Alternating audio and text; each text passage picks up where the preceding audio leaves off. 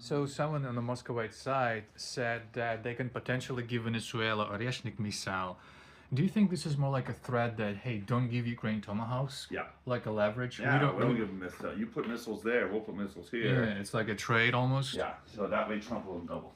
He'll rethink it because what Russia's doing is Russia's making it look like Trump's escalating it. And people like my father agree with this. Like my father, he doesn't think we should give Ukraine tomahawks because it'll be escalating with the Russians. I'm like, but there's no further escalation left. Right. They're at the point where they're talking about all these nuclear tests because there's nowhere else to escalate to. So Russia escalates to de-escalate. So they finally hit nukes again. And then nukes didn't work. So they hit the new nuke. All right, well, what do you want Trump to do in this situation? I think we should go to Venezuela. We'll go in Venezuela and give Ukraine tomahawks. It'll ultimately lead to that. See, you don't want to fight a war on two fronts. So what I want to do is get Russia fighting a war on two fronts. So we can't help Ukraine right now.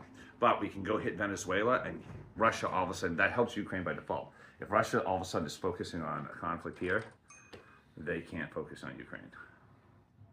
Well, they wouldn't prioritize Venezuela over Ukraine. Then it would be a quick switch for the United States to fix the Venezuela issue and then foot over to Ukraine. So you would not give Ukraine tomahawks yet? Yeah. You personally, if you were president? I'd probably put them there to show Putin I'm serious. I'd probably stick them right in a NATO country. Why wouldn't you give Ukraine tomahawks right now? Because I don't want to have a war on two fronts. You don't want to be fighting Russia What do you and mean Ukraine. war?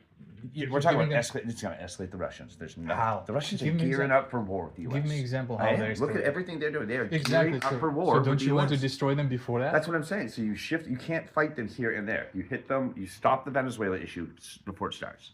That way you're free to fight a single combat front in Ukraine.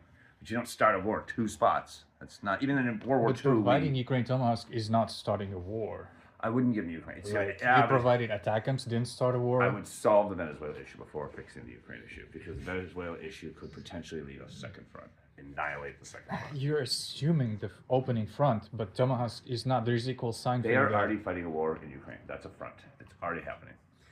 Ukraine is already a war front with Russia. Whether it's NATO fighting it or not, it's a war. And what's the reason you can't do both? I want Russia fighting two fronts. You don't win wars. That's why you would give Ukraine tomahawks. No, I want Ukraine fighting Russia the way they are in Ukraine right now. And then if Russia moves to Venezuela, I would get them stop a conflict there first. If they're fighting two fronts, all right, we're just looping in circles. The missiles will escalate the Venezuela situation. Tomahawks will escalate Venezuela, not fix it. How is it going to escalate? Because they're going to start trying to move missiles over there. And then it's going to end up in an embargo. It's going to end in a confrontation. Just like it did in the 60s. So you're saying Muscovites have leverage on you? No, it will just escalate a situation that I want brought to a heel. I want Maduro gone, so there is no Venezuela.